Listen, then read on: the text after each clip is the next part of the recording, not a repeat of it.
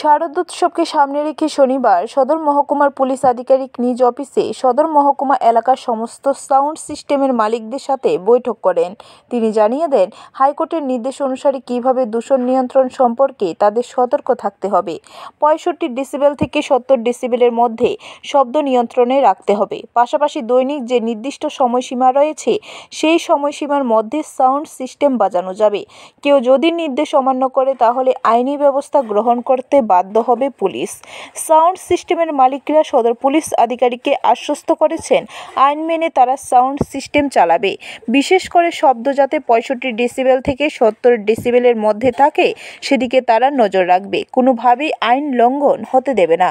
আজকে আমরা আগামী পুজোর দিনগুলিতে যাতে শব্দ দূষণ বা পলিউশনের যে সমস্যাগুলি আপনারা জানেন সেগুলি বিষয় নিয়ে আমরা একটা আলোচনা সভা রেখেছিলাম।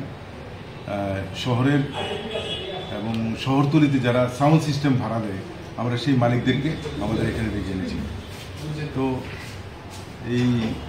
আমাদের এই অনুষ্ঠানে উপস্থিত ছিল আমাদের ওসি ওয়েস্ট এবং পলিউশনের মেম্বার সেক্রেটারি কর্মকার মহোদয়।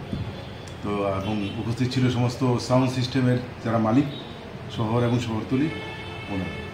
তো আমাদের উদ্দেশ্য একটাই, দুর্গাপুজোর দিনগুলিতে সাউন্ড সিস্টেম নিয়ে যেন কোনো ধরনের বিতর্ক বা কোনো ধরনের সমস্যা বা কোনো ধরনের আইনি বিধিনিষেধ বা বাধা সৃষ্টি না।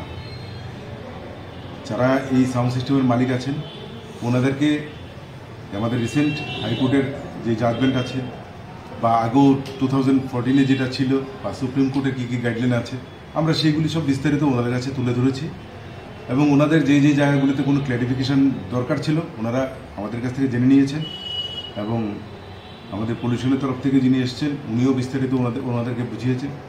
তো আমাদের দৃঢ় বিশ্বাস এই আলোচনা আগামী দিনগুলিতে পলিউশনের ক্ষেত্রে এবং নয়েজ পলিউশন, স্পেশালি নয়েজ পলিউশনের ক্ষেত্রে একটা ভালো পদক্ষেপ এবং আমরা অনেকটা এই সমস্যা থেকে। ব্যুরো রিপোর্ট, খবর ত্রিপুরা।